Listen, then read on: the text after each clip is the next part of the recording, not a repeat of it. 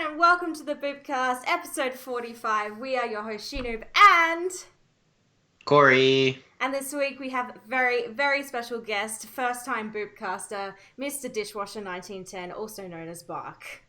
Hello. Hello.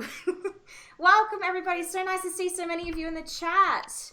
Welcome as well to Freelancer Amber. Is this your first time being in the chat? I don't think so. I think you've been on Boopcast before. Yeah, I think so. Welcome, everybody. Thank you so much for all of the hosts and the follows. We really appreciate that. And Cory for the 21-month resub because he's a giant stalker. So, chapter 2 was a thing, which we will talk about today. But before we do that, we need to welcome our very esteemed guest. And whoopsie, that's the wrong command. If you have any questions for Mr. Bach, definitely tweet them at us at the Boopcast and use hashtag Boopcast, and they'll pop up on the stream and we'll be able to answer your questions. So make sure to do that during the stream. Bach, would you like to introduce yourself, what you do, and a little bit about how you got into RWBY? Yeah, sure. So hi everyone. So my name is Bach. If you don't know that, it's spelled B-A-C-H. You may better know me as Dishwasher1910. I'm currently working as a freelance illustrator online, and I've been a major RWBY fan since like the very beginning. But yeah, what would you like me to talk about though? So if anybody in the chat has any questions, fire away. But basically, I've had a burning question ever since I started seeing your art online and seeing the things that you post, the incredible work that you do. Where the heck did the name come from? I have to know. Oh yeah. This is actually quite a simple answer, really. When the 1910 is my birthday, right. So it's October 19th. But then Dishwasher, it's just because like my role in my family, like whenever like after we finish a meal or something, I'm always the one who does the dishes. So we just like, oh yeah, sure, I'll take the name Dishwasher. But cool, and great. Now I know. Yeah, and then it just stuck. That has bothered me for literally years, so I'm glad I know the answer to that now. Hey, Brandon, yes, we are starting. so just for all of you out there, it's not dishwater, it's dishwasher. Dishwasher, yes, not dishwater. Yeah, no. Yeah, and also I'm a male. I'm not a female. For some reason, like half of the people online think I'm a girl. Yeah, that I found that interesting. Because I think it has a lot to do though with the fact that your art, a lot of it can be considered quite feminine.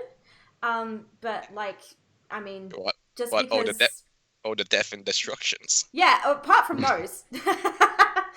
I absolutely adore your art. I have been very vocal many times online about how much I adore your art. I think everybody in the chat and just about everybody in the fandom adores your art. We've got that gorgeous art of Penny that you popped up last week on the stream right now. I adore it. It's so beautiful. I love your art so much. You're an extremely talented individual. And we know that you have done some work for Rooster Teeth as well, which is really cool that they acknowledged the amazing work that you've done over the years and allowed you to do some work for Genlock and RWBY, I believe. Yeah. Just Genlock, not RWBY. Just Genlock, not RWBY. Yeah. Okay. No, it was the other one that Koyorin has done stuff for RWBY Combat Ready, which is really cool. His art is also incredible. So that's a hilarious name story. And a lot of people ask me where my name come from, and it's such a boring story that I hate telling it. I'm like, ugh. Like, it's not exciting. A lot of people thought Imperial Dawn was a girl. Why? I think just in the RWBY fandom in general, I think there is like just an assumption that like it is a show that the main audience is females, so females watch it. I mean, really? I think that's. I think that is. I feel like that's a general. For sure. Yeah. But like, since the beginning, it's been a very mixed group of audience, right since day one of RWBY. I feel like years ago, a lot of the Rooster Teeth fandom was male, and these days it's a lot more even. and I think RWBY has had a lot to do with that. But yeah, no, I'm not surprised at all when like, and also like, it doesn't matter, first of all, what gender the artists are. You know, we're just here for the incredible art, and because of Dawn, I think. Yeah, you know, because it has a lot of girl power. That is true. We love our girl power in RWBY. So many amazing, strong female characters with a lot of depth to them, and incredible male characters as well.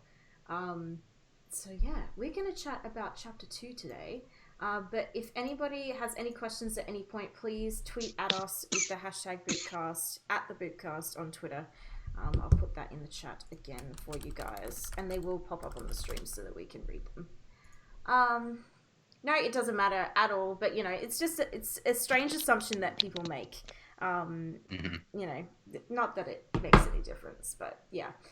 Your work is incredible. We are big fans, and we're very excited to have you on to chat about RWBY today. Thank you. You're I'll welcome. do my best. Okay. So IronQrow or Lucky Charms? This is the whole problem. Oh, God. I can't decide. Okay, so we're probably going to chat a lot about those two ships today. But we're going to try and keep it on track as much as possible. Oh, did you just zoom out your camera, boy? Yes, I did. I was like, I felt like my entire face was just my screen, and I was like, I zoomed it in because I thought I had too much background, and now I'm like, I have no background. Well, you actually made my life easier with the stream, so there you go. Because, yeah, it was literally just like... Yeah, well, that's the other thing I forgot, is I forgot when you put my camera in there, you have to keep the Skype symbols out of it, so yep. It's more zoomed in than I see it as. You barely touched on it on the corner of Renman. I'm not surprised. Dawn doesn't like shipping, so... so that's why you didn't touch on it. We're going to talk about it probably too much. But we will start at the beginning with the thumbnail and the title of the episode. So, A New Approach, and the thumbnail was Ironwood. Couple things surprised me about this chapter. Firstly, I didn't expect to see Penny or Winter really in this chapter. That surprised me. I was expecting to see Winter. I didn't think Penny though. No, Penny was a bit of a curveball. I wasn't expecting to see Winter this soon. He does, but not that ship. It's great though, We're not isn't even it? going to get into that. Sorry, Bach? I just said it's great though, isn't it? Yeah, it's great. It's awesome. I really like this episode. This came up very strongly after the first chapter, which I felt like in the first chapter not a lot really happened. Mm-hmm. And not a lot happened in this one, but it was paced a bit better. And for a second episode, it suited a bit better. So we're going to chat about some of the events in this episode. Cory's going to chat about characters. So let's just start at the beginning. So the sort of... I'm trying not to keep this chronological, but it's sort of happening regardless, like, despite it. So, Nora with the handcuffs. Especially because the beginning is very separate from the rest of the episode, I feel. It is very separate. Yeah, we'll start with the beginning scene. And Nora with those handcuffs, literally trying to bite them off like a rabbit's dog, was making me laugh hysterically. It was dialogue heavy, but still a great episode. Yeah, but it didn't feel dialogue heavy, that's the thing. They really they did a good job of making sure that everything that was said was necessary. So yeah, it was always going to be it was a necessary bit of exposition. Exactly. Yeah. I myself was quite impressed with how much exposition they managed to fit in that that 18-minute episode. Yeah, and then not make it feel really exposition-y. Yeah. But I do really hope like in a couple of episodes in the future we do get like a 24 45 minutes both there though. Yeah. I do kind of miss that from the last seasons. Yeah, definitely. That's true. It didn't feel that way. No, it didn't feel that way at all. There was a nice balance with the episode of, every single word that came out of the character's mouth was necessary. They were explaining a lot of things that the audience wasn't aware of, reiterating things that we were aware of, but the characters themselves were not. Some of the characters anyway. And then sort of creating this whole tense atmosphere that only sort of one party in the scene was aware of. So, like, Ironwood and Penny and Winter weren't necessarily aware of the tension that was going on because their team, RWBY, Juniper, Qrow, were trying so hard to be very careful about what they do and don't say, and how much information that they give. Even Forrest, when he was expositing, was pretty entertaining. Yeah, I really liked Forrest for the short amount of time that we got to see him. The new lady writer was lead writer on this episode. Yes, she was. She did a I noticed that in job. the credits came through. I was like, oh, okay. Yeah, definitely, for sure. Did a great job. So I'm just going to frig around with my camera for 1 second. See, now your camera's bothering you. Yeah, now I know. I'm just gonna... There we go. Yeah, mine was way too far zoomed out. I was too zoomed in. You were too zoomed out. Yeah, I don't know why it was so far zoomed out. Alright, I fixed it now anyway. That's fine.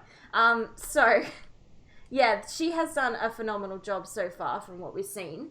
So yeah, props to her, definitely. I'm just gonna... Don't mind me. There we go. We're always disorganized. It wouldn't be a Boopcast if we weren't disorganized. Exactly. So yeah, definitely the first scene was really fun and a really nice tension breaker before the incredibly tense atmosphere in the rest of the episode. And yeah, the character of Forrest was like it was one of those funny throwaway characters that like people just lose their minds over. And Is Forrest the guy on the airship? Yeah, like he is. Yeah, the green-eyed guy with brown hair. Yeah, that's him. Yeah. Yeah, he's voiced by one of the broadcasting team. Yeah, I think so. Yeah. He's or at least he's on the podcast team. I don't know if it's the same as the broadcast team, but yeah. No, I didn't hear that, Larissa, but well done.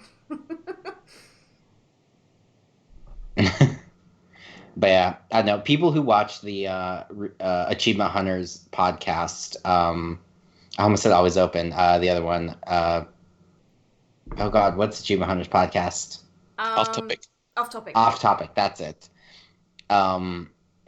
People who watch that know who Eric Badur is. Like, he's a very regular thing, and he's the voice of Forrest. Yeah. Eric works on the main podcast as well. So. Yeah, he does. I'm less familiar with the RT podcast. I'm like, yeah. No, so that's really cool, and he did an awesome job for somebody who has probably never voice acted in his life, really.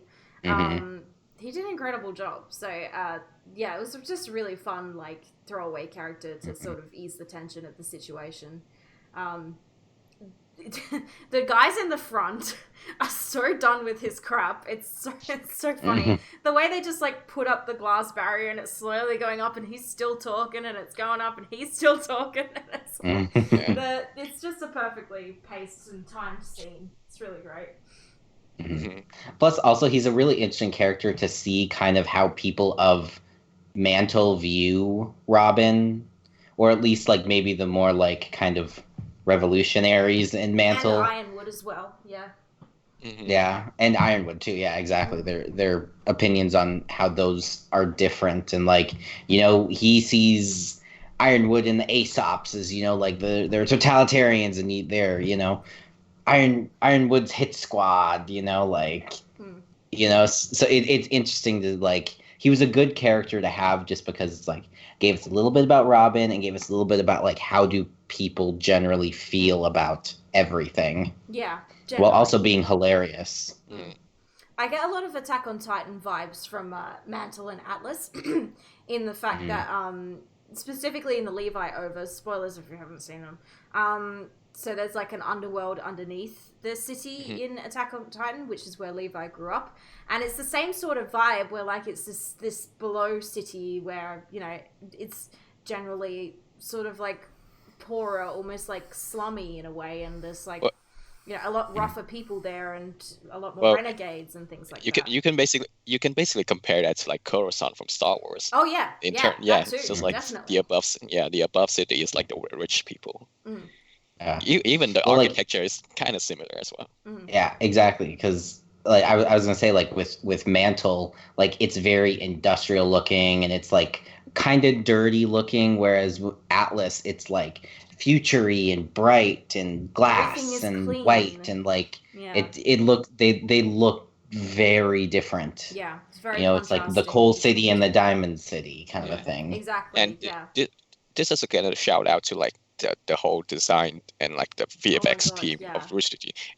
I took a look back at Volume 1 yesterday, and oh my god, it looks like one person did it, and because it's basically was like one person did it, but there's so much has changed. Yeah, it's incredible. We talked about this last week when we first came to the city of Mantle.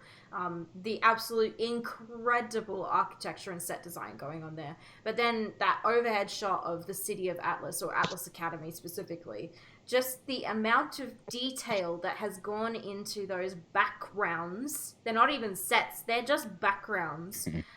Is absolutely incredible. And like you said, Bach, I literally just watched Volume 1 with my girlfriend who hasn't seen RWBY before the other day, and I was like, I cannot believe this is the same show, and it's been just 6 years, or 7 years technically, since then.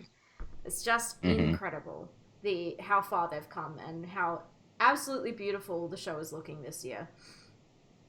Yeah. Not surprising when you hear over and over again, we are here for your safety, and yet almost no human is helping the people of Mantle. Yeah, exactly. Zolan from Alita. Yeah, I talked about this last week, Larissa, how it reminds me of Alita as well. Alita, Attack on Titan, Coruscant. It's a recurring theme in a lot of narratives. Yeah. Because it's like literally, it's a very easy parallel to do for like, you know, class systems, and if you want to talk about classism and stuff like that, which, you know, I have a feeling we're going to hear about. Thank you for lurking, Reach. If people feel that Robin is the only voice of Mantle. Yeah, so I do want to talk about Robin a little bit, specifically her Happy Huntresses. The Happy Huntresses. I hate that name. I think we are supposed to think it's stupid though, but like I'm not a fan. Well, I mean, it's clearly there to like mimic Robin Hood's Merry Men. Yeah, I know, but but Huntresses? like yes, yeah, I have a feeling that. Was that a thing? Robin Hood's Merry Men? Yeah. Yeah, Robin Hood and his Merry Men. And his Merry Men. Yeah, that's what they were called. Yeah, I mean, it was a different time.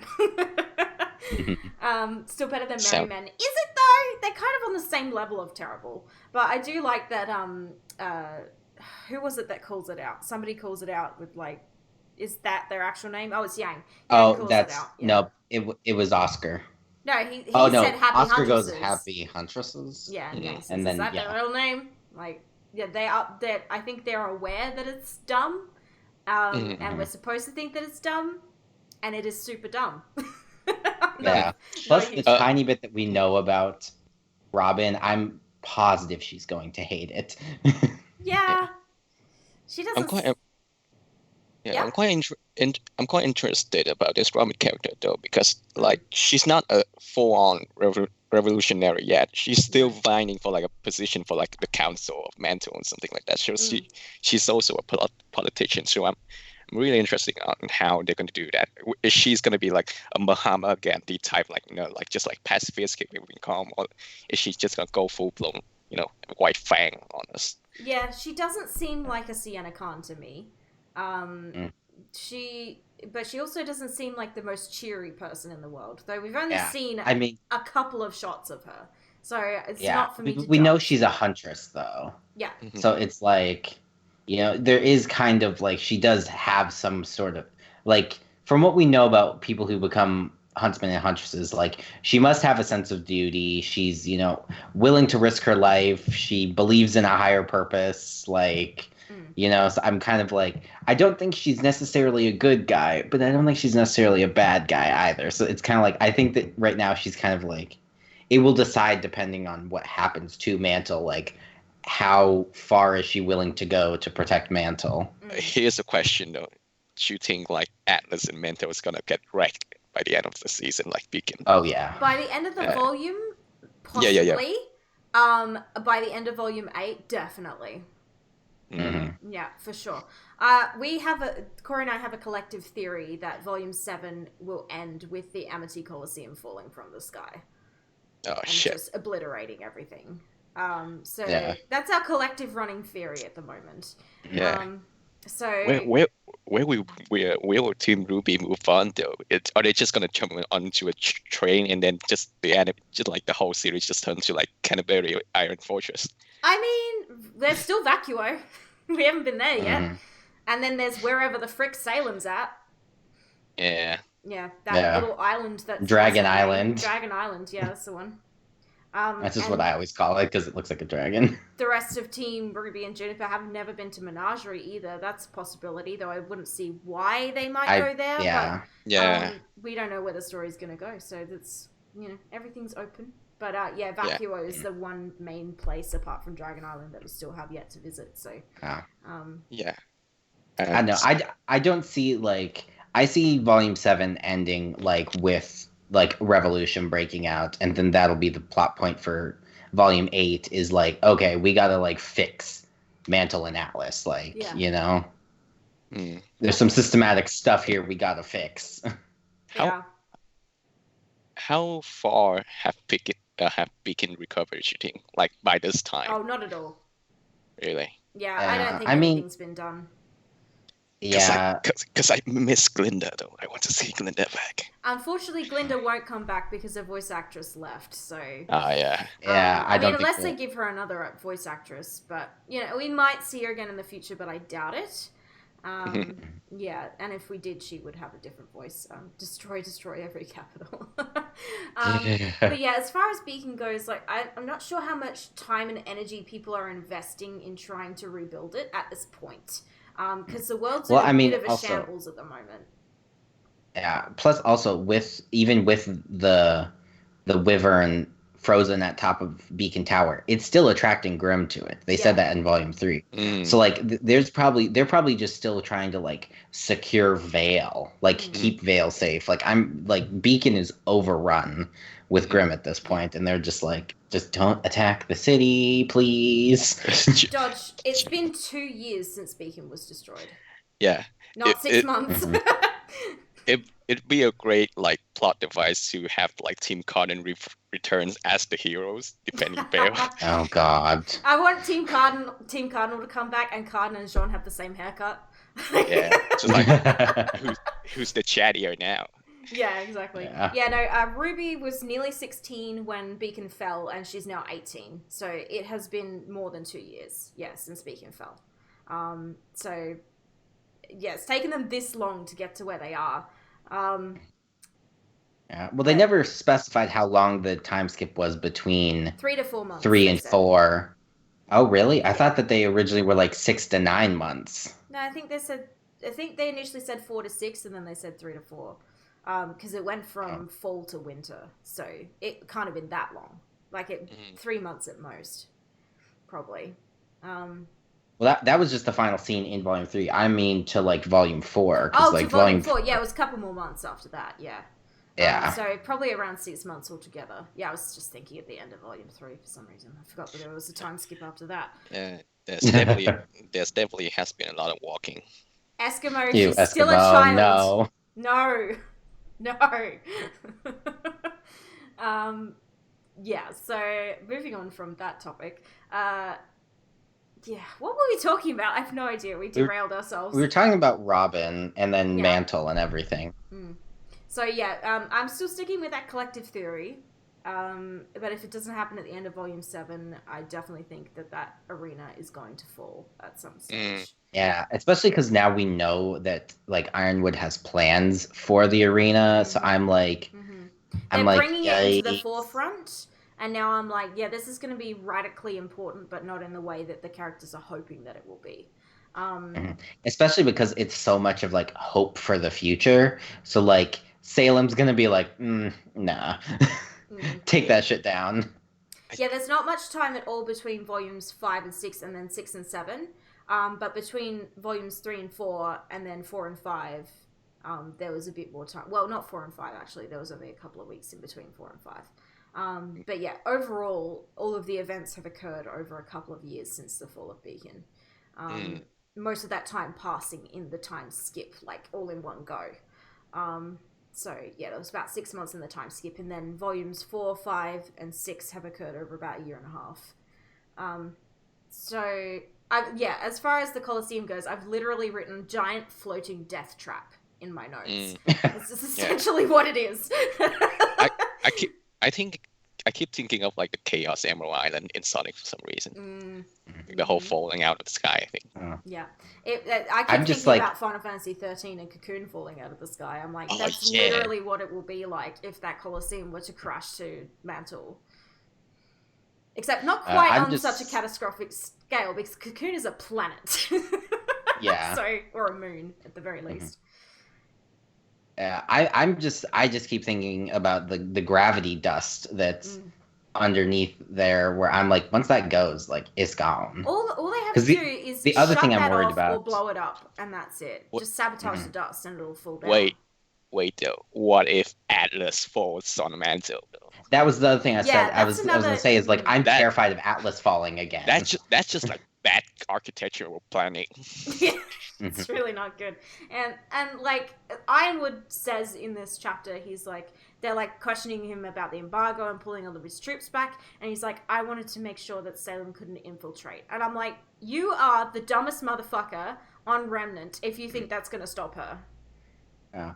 Especially the thing that really annoyed me when he said that is then we learn later in the episode, Watts is like, but they didn't update Mantle's security. They only updated Atlas. I'm like, how dumb are you? How stupid. Like, if there's a way that they're going to infiltrate Atlas, it will be through Mantle.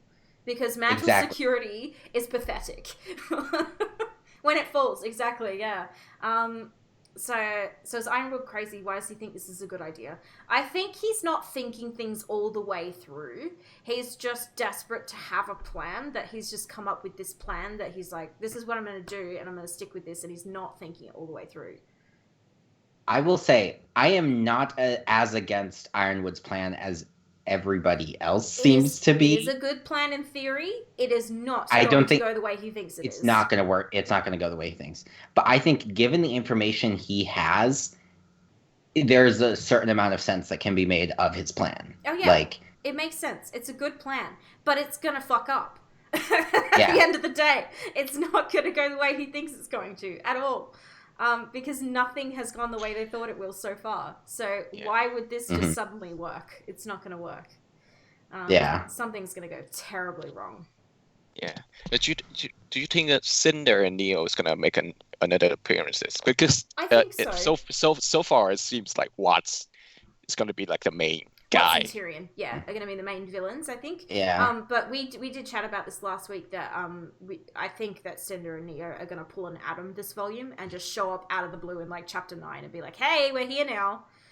Just out of nowhere. Somebody's going to die then. Yeah.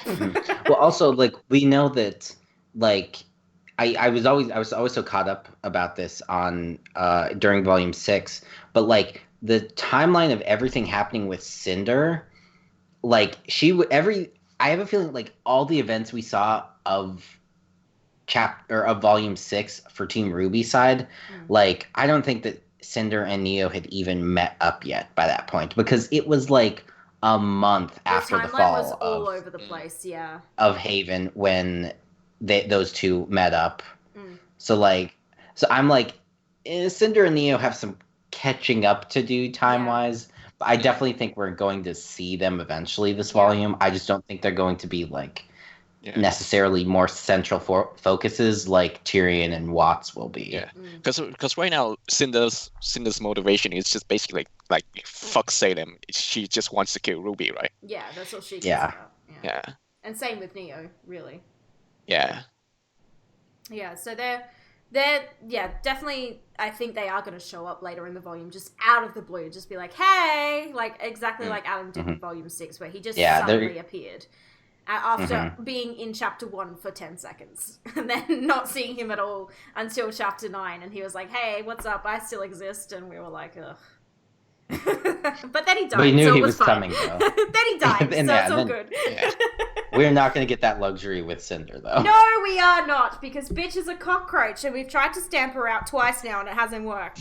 So, I like that though. We kind of need a villain that just won't die like throughout the entire series. Aside from Salem, I'm making my bet that Cinder's going to live all the way to the end, like of the series, and just like stab Salem in the back or something. No, I think that Salem's just going to kill her towards the end. I think we're going to get a situation of like Game of Thrones season 8 spoilers. If you haven't seen it by now, it's your own fault. How like the mountain just sort of casually just kills Qyburn. I think that's going to be a Salem Cinder situation there, where like Cinder's they're gonna be there at the end, and Salem's like, goodbye, bitch, don't need you anymore, dead. Yeah, I think that would be kind of fitting for Cinder to literally just squish her like a cockroach. Yeah. Yeah.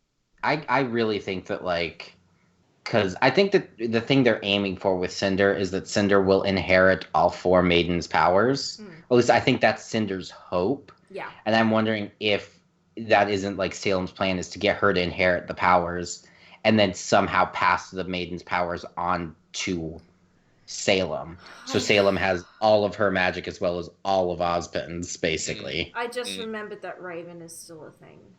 Sorry. You hate Raven so much. I hate ravens. I hate Raven more than I hate Cinder. And that's saying something. Cinder's the character that you love to hate, though. Raven, I just wish she would die. Like, I don't like her at all. But Reach, shut up. In my opinion, Cinder and Nia will be the main antagonists in Volume 8. Like off the Winter Maiden. Yeah, the Winter Maiden's an interesting situation because she's the only maiden we've heard of that is older and not in the best condition health-wise. So she's kind of in like an Atlas hospital right now, right? Yeah, probably. Yeah, some private room in a hospital, just dying casually. Wait, so how many maidens have we seen already? We've seen Raven, Spring Maiden, Cinder the Fall Maiden, and Abba the original Fall Maiden. And that's it. All right. Yeah. So we haven't seen the Winter or the Summer Maiden. Summer will be somewhere in Vacuo, most likely. So. Yeah. What if it is summer? Yeah. What if it is summer? Well, I mean, well, that would be a bit on the nose, but I wouldn't be that surprised. Also, I'm wondering, a lot of people have had a theory for a long time that Winter Shnee's going to be the Winter Maiden. She's not. But if the Winter Maiden dies this volume, what will happen to her powers if it's not Cinder? Well, here's the thing. I really liked Don's theory that he had that that the Winter Maiden is Nora's grandmother. Yeah, I've seen that theory. It's not that far-fetched. Where did that come from? This is a fan theory going around at the moment that a lot of people think that Nora originally came from Atlas, and she somehow ended up in Anima, and that her grandmother could possibly be the Winter Maiden. It's a bit of it's a left of field theory, but it's not that ridiculous. I've heard worse. And apparently there was like some line in RWBY Chibi about like Nora having a really strong grandmother or something. Yeah. That'd be a great story arc for like Nora and Rendo. It would. Yeah, it would be. That's why I like the theory, because I'm like, ooh, Nora backstory. Yeah, I think Salem's attack will come in Volume 8. It's just a question of sort of when. I don't think it will happen this volume. At first, like from watching the intro of like Volume 7, this Volume 7, I thought Robin was gonna be like the Winter Maiden. So she has the almost like the white hair and everything. Grandma Shnee? Yeah, I don't see that. I don't see how she would get the power. Shooting like we're gonna see White's mother this volume. Yeah. Yeah. Another we're definitely gonna see Willow. Was Willow Shnee. And I was like, why? No, not correct. Yeah. No, she's definitely not the Winter Maiden. I wouldn't see why she would be. Exactly. If Willow was the Winter Maiden, she would have just decimated Jacques. Like, no, I'm not talking about like she being the Winter Maiden. It's just like, oh, we're gonna see her. Yeah, I know what you mean, Bach. It just reminded me that some people are saying Willow Shnee might be the Winter Maiden, and I'm like, no, she's not. Calm down. I'll be down for like a drunk maiden though. Yeah. Well, I mean, we have Qrow. He's not a maiden, but... he can be. He could be. Well, he could be. I wonder if... You know what? Let's not get into that. Can a silver-eyed warrior be a maiden? I don't see why not. So the biggest sort of one of the biggest fan theories about the maidens is that eventually Team RWBY will be the 4 maidens, but yeah. Maybe. It's a bit cliche. Yeah. It is a bit cliche, yeah. It is. Because it's like, Weiss will be the winter maiden, and, Ruby will be Yang will spring, become... Yang will be summer. No, Yang will be spring Well, no. because Raven, Yeah. probably.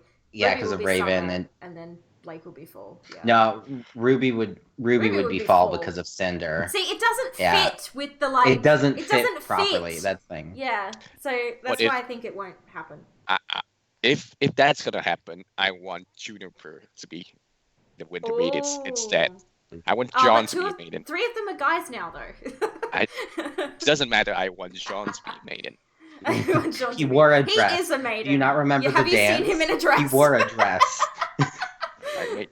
That will be so much fan of it. That's what happens when you grow up with 7 sisters.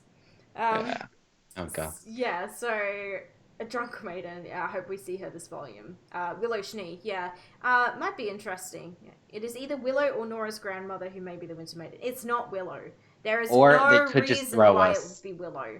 It could be Nora's grandmother theory. It could be just some random lady. It may become Winter Schnee. Who knows? I'm not going to theorize about it too much because I'll be wrong no matter what I theorize. So when did we hear about Nora's grandmother though? I don't remember hearing about her. Is it like one of the RWBY Chibi episodes? She talks about how her grandmother was really strong. Oh, okay. Yeah. So obviously she remembers her family. And she was like, how old do we reckon she was when she found Ren? Like 7, 8-ish maybe? Yeah, they were pretty young. Pretty young, yeah. So how she got to Anima is the question, and what happened to her family. But yeah, if she even does originate from Atlas, which I think isn't too far-fetched of a theory at all. Thank you for the host, Reach. It was in Chibi, yeah. It's kind of unfair that Salem has all these magical powers and immortality and Grimm. Silver Eyes and Maiden powers could at least level the playing field. I mean, they're fucked. Yeah. And I think they're aware of how fucked they are, especially because nobody knows how the heck they're going to actually kill Salem. I'm just waiting for one of them to have a light bulb moment and realize, oh, Oz asked the genie, what's her name? I've forgotten, Jin. Shit. How do I defeat Salem? And she said you can't. I'm waiting for the moment where somebody goes, oh, how do we kill Salem? Or how is Salem destroyed? Or something like that. Yeah. How is it possible to destroy Salem? Or something like that. Or, even like that's why I'm almost I kind of almost want Ironwood to ask the final question, because I feel like Ironwood would ask a smart question about that. I feel, and probably not something like that. Yeah, probably not in his state of mind right now, though. Yeah.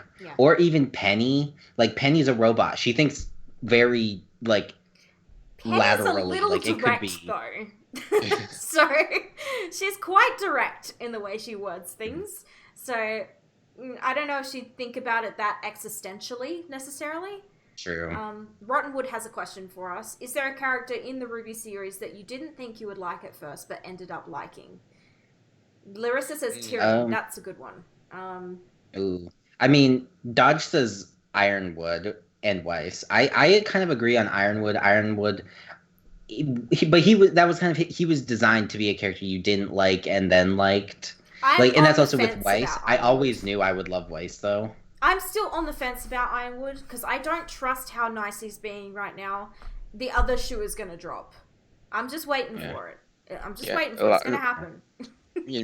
Something's going to go wrong. Tim RWBY's going to want to stop it, but then he's going to find out like the truth. So just like that said on everything. They didn't, and it just send out the whole army or something like that. RWBY straight up lied to his face in this chapter. He's going to find out the truth. One way or another.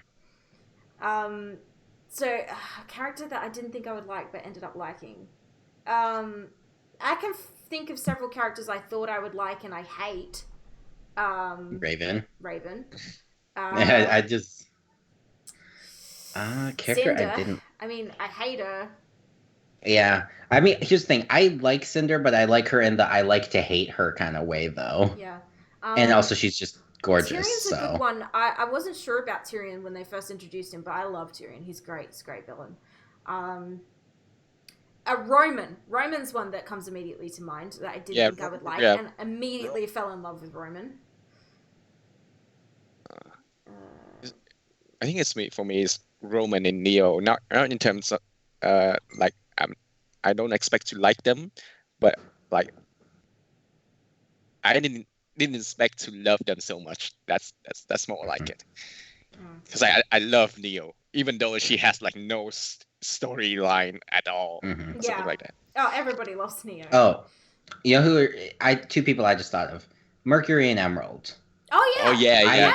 That's I didn't like them at all when we first got them. I thought they were interesting, but I was like, ugh. No, I didn't like evil them either. Puppets and stuff. And now I'm like, oh my babies, get them away from Salem. I thought their characters were really half-assed when we first met them, but now I really, really like them. So that's definitely two big ones. I think Emerald is gonna play an important role in like the couple of in the future. She's probably gonna take Cinder's place as like Salem apprentice in the meantime. Yeah, I think so. Like I think that's the way they're leaning towards. Weiss was a character that I have always loved since the White trailer. Even when she was a bitch, I was like, you're a dick, but I still love you. So exactly. I just love her even more now because she's soft Weiss. But Ozpin is too attached to Salem to defeat her that way. I agree. Also, is stealing or imprisoning Salem an option? That's a temporary solution, though. That's the trouble. Well, because here's the thing. I think is that there's no way for them to remove her immortality. So like that's why I'm like the answer to the question of how can we stop her is like, or how can we destroy her, or whatever the question was. Like they can't, the gods need to. But I think that if they like burn the Grim out of her, then they could work towards peace, and then the gods could when she's learned and then she's learned her lesson that the gods wanted her to learn. They can remove her immortality. What was the purpose of gathering all the the relics? The purpose of gathering the relics was just to summon the gods. Yeah, summon the gods, right? Day. Yeah. Yeah. So yeah, and I mean, I think that is going to happen. Salem's going to succeed in bringing the relics together, and the gods are going to come back. But I don't think that's going to go the way she thinks it's going to. But where was I? Was reading the RWBY didn't technically lie. She did. She lied about not knowing why Oz wasn't there. And she lied about that. What she didn't lie about was what she said, Ozpin told us, blah, blah, blah, blah, blah. And that is what he told them. But that's not what they know now. So she withheld information and straight up lied to his face. And also twisted words. So, and I get why she did, and it was smart. It was wise of her to do that. Do not tell Ironwood the whole truth right now. He would flip his fucking lid. But it is gonna. They're gonna have to tell him eventually, or it's gonna blow up in their face. Yeah. She told the truth, just not the whole truth. Yeah, exactly. Well, she did also lie. In my opinion, the people of Remnant should not live with the gods again. After all, eventually another Salem. Yeah, exactly. And just rinse and repeat. Just drop Salem back in the life pool and see what happens. But then have they tried that? Yeah, where is the life pool though? Just like rinse, just put her in and rinse her down. Yeah. It'd be really funny though. Like when the gods return, it's just gonna blast back the same way they did, and then just blow another hole in the moon. So it's just like 2 bites out of an apple. Yeah. The moon just completely obliterates. Yeah. I mean, the moon itself looks like it has been disintegrating further over time. Because every volume it looks a little more broken up, and I don't know if it's just that they're improving how the moon looks, or if it is literally falling to pieces. Don't know if the life pool still exists. I mean, the Land of Darkness does, where Salem is, so I assume the other place would still exist as well. I kind of wonder if that isn't where Oz hid the Crown of Choice. Possibly. Because he says it's not in Vale, so He didn't hide it in a vault like he did with the others. Like Vales is trickier or something like It's that. at the He bottom said. of So the that's why life I'm like, pool. exactly. You gotta go dive for it. I think Ruby Silver Eyes will destroy the Grim in Salem. Yeah, I mean, that's another possibility. I think that Oz sent Summer up against Salem to do something similar, and that's why she was killed, possibly. Mm-hmm. I do also subscribe to the theory that Qrow's bad luck was a contributor in Summer's death. Whether it was a Team Stark sort of situation, I don't think so, because I think Raven left before any of that happened. So yeah, and also he had that line in Volume 4 when he was dying. He was like, "Ty, she's not coming back." Yeah, exactly. Yeah, he was when he was just talking shit when he was high. The life form may have been destroyed by the meteor storm. I think that meteor storm was planet-wide, though. That's the thing. Yeah, I think that it kind of glassed the whole planet. Basically, yeah. My theory is the Fountain of Life is where the Mistral Vault was, but maybe the properties don't work anymore. Well, on the remnant maps, there's an area where it's shaped like the God of Light. So yeah. So probably in that area. I think it's like northeast of Vale. Yeah. I think it will be a combination of Ruby burning the Grim out of her and Salem learning the lesson told to by the god and lose her immortality. Yeah, I mean, I don't really want to think about what's going to happen when the gods return because here's the thing. They set us up to. I feel like that's the easy solution to go to, and Rooster Teeth is going to be like, psych. Yeah, pretty much. I mean, they wouldn't be the first time. Quite often I'm watching Red versus Blue and I'm going, well, that didn't go all the way I thought it was going to. It's just how they work. They sort of go, they gauge the audience and see what our expectations are, and they take those and throw them out the window. And they're like, nope, we're not doing that because everyone expects us to. So, I mean, the only case to the opposite of that I can think of is making, Bumblebee canon, but I mean, that they were setting that up since day dot, so or they just beat the shit out of her. I don't think that's gonna work. No way. Do you think Salem might actually kill the gods? Nah. She's not powerful enough. They're gods. She already tried once before. That didn't go well. Yeah. They glassed the planet, so yeah, their power is beyond her. Anything she can do. Yeah. Like, I don't think so. What is the god even doing right now? They're just like chilling. Fuck knows. They're just chilling, They said that they moved on. That was they were going elsewhere, and that they're just chilling. If you bring those relics together, we'll be like, hey, what's up? Oh, you guys still over there? Cool. They're just chilling in their godly peanut gallery, just yeah. Probably like when they return. Yeah, when they return, it's just like, oh, I need to go back. Yeah. I don't want to. Oh my god, you guys have made a fucking mess of this place, eh? Well, I mean, you left them with Salem, so you kind of just left it in a mess, guys. Yeah, anyway, I can imagine Salem killing the gods if she is empowered by some other god, like a demon, devil-like entity. Do you know what? Remnant needs Jesus. He's gonna settle everything. Just make Jesus. Just make Jesus a maiden, and he's gonna take a stab and then it beats it over their head or something like that. Remnant needs Jesus. Please get that trending. Hashtag Remnant needs Jesus.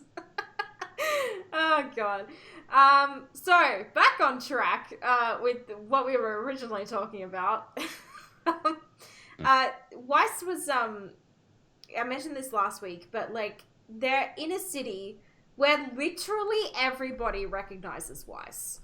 Because I'm she is a public figure, and her face has probably been plastered all over the city multiple times. Remnant needs Jesus. Everybody recognizes her, so I don't know how in the hell they thought they were going to just slip under the radar when they've got her with them. She's like a glowing beacon of schnee. So well, she doesn't necessarily want to. I think people gonna recognize her more in Atlas than in Mantle, because in Mantle everyone just doesn't give a fuck at all. Well, I mean, Forrest recognized her from Mantle. Yeah. Well, but he had to take a like A good look 1 at and her, 2. yeah. Yeah, a good look. Yeah, Thank you for the follow. Because I think it's been a long time since like Weiss disappeared from Atlas, hasn't she? So like Yeah, she's it's been gonna a be couple like years, out yeah. of people's mind because like people has other things to worry around. More. It's probably only been like a year But since probably she only left, a year since she left maybe. Atlas, yeah. But yeah, I Thank don't. you for the follow. I just think. Like I was worried after episode 1 when Drinking Buddy seemed to recognize her, and I was like, "Oh God, somebody knows." And now Forrest knows as well, and I'm like, "Okay, well, if they were gonna like do anything with like somebody trying to send her back to Papa Schnee, like there's already 2 people who know, like, and we're about to find out. Like so many other people are gonna find out, so like that idea is kind of out the window. It took me a second to realize you said Papa Schnee and not Pop a Schnee. Like, take her back to Papa Schnee. I'm like, what does that mean? Okay. Sorry. She's gonna Papa Schnee. Yeah. Yeah, he's definitely gonna know. Like, I'll definitely be. We'll probably definitely be seeing him like in episode 4 or something very like soon. that soon. Yeah. Very soon. Mm-hmm. Weiss isn't exactly inconspicuous. No, she's extremely recognizable. So yeah, like literally, I imagine even if she's just walking through the streets of Mantle, like people that pass by go like, "Isn't that Weiss-Schnee?" But yeah, no, she's just nowhere near flying under the radar. Literally, everyone knows who she is. I'm curious to learn what like what did Papa Schnee like he must have had some sort of statement made about the heiress no longer being the heiress. And like what does Mantle and Atlas think is like happening with her right now? Like did they know she ran away? They probably don't care, to be honest. Do they think she's in a mental asylum? Like no, it's probably Mantle probably doesn't give a shit. But are you talking about Willow? No, Weiss, because because he had the plan to basically just keep her held captive in their house so she couldn't cause any more problems. So I was like, but they have to have an explanation for what happened to her. Well, I don't think like there's probably going to be rumors, but like I don't think anybody knows what happened because you imagine like that type of like high status family is going to keep everything within itself, right? Wraps, instead of like making statements and stuff like that. Sure. Yeah, well, I was just wondering if like he wouldn't like put out a statement that like the stress from the fall of Beacon just it shattered her poor mind and she's in an institution program. now, like or something like that. Yeah, like she's in the loony bin now and Conscious rehab. Whitley will be taking up the so that's why I'm like there must have been something. They'll probably just like put Whitley in a wig and then make him Weiss. Yeah, exactly. Yeah, Jacques did basically, spell it out for us saying, this is the story that I'm going to tell people that it was too much for you and you passed it on to your brother when really he just took it away from her. Yeah, they probably think she's still at home, just chilling, Who do you think will bring down Jacques? Weiss, Winter, Whitley, Willow, or Klein? Weiss and Winter, probably.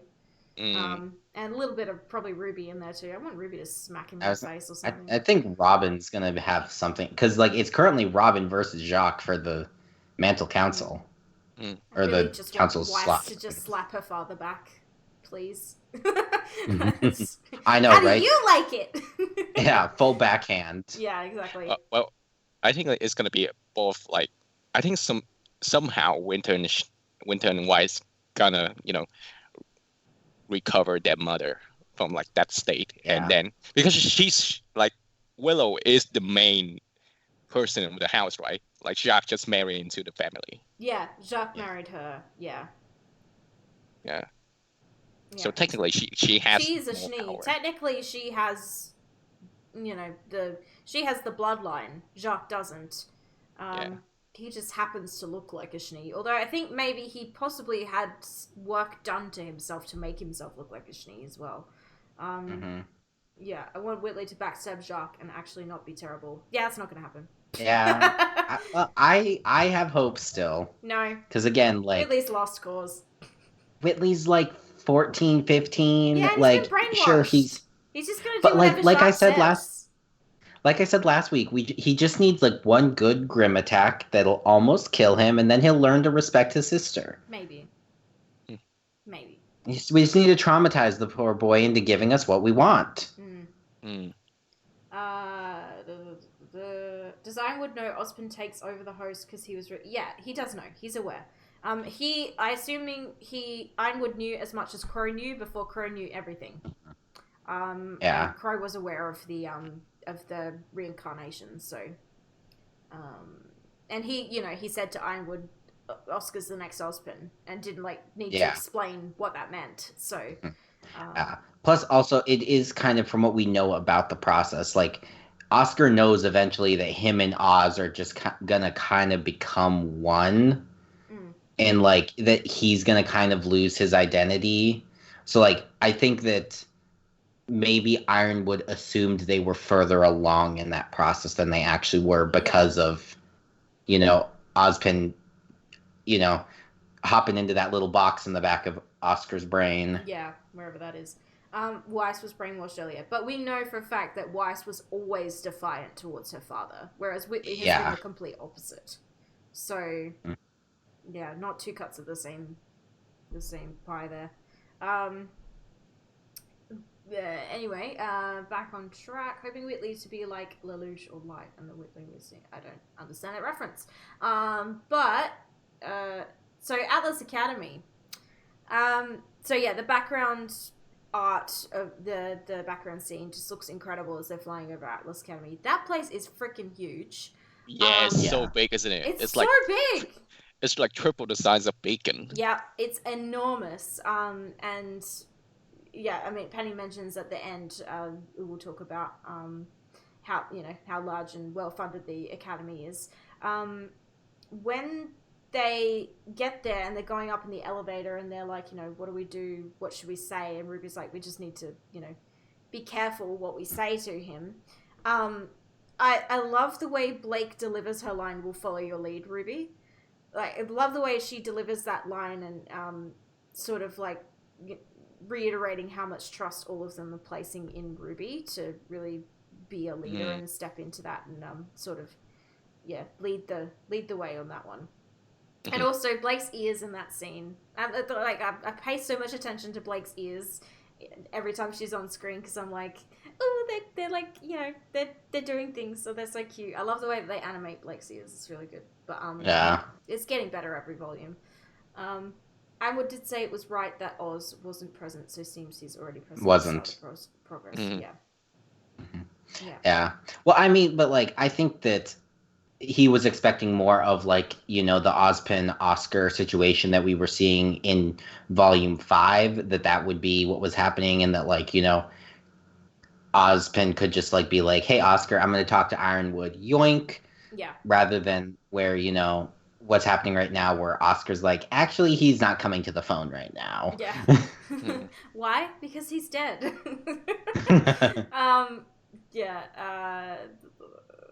Ironwood is... yeah, okay, I already read that. It's probably just mentally getting drunk. Yeah. It's fuck this shit, I'm out. I really liked everyone in this scene and how everyone reacted to certain information. Yeah, this scene was really well done. With so many people in a room, it's really hard to distribute not only the lines evenly, but the attention evenly. And they did a really good job of making sure everybody got a word in this scene. The only one who didn't speak was Jean, maybe? I think none of them. I don't think Ren team. spoke. Yeah. Nora had lines. Nora spoke. Ren spoke Nora in the had elevator. one, but I don't. Jean didn't say a word, I don't think, in the whole scene. Which happened last chapter as well. I noticed Jean didn't really say much. I think we're gonna get probably a lot more of Jean later on though, which is why he's not speaking so much now. Yeah, he's definitely still gonna get almost a getting over period arc. Yeah. Well, I kind of feel like he got. Yeah, that they kind of got that at the end. Yeah. But I think it's just going to be with dealing with having Penny back and the memory that brings. Yeah. Definitely. All of the trauma. My girlfriend killed you. Sorry. Girlfriend's a strong word. My love interest. You're right. My wife. My waifu. You're an idiot.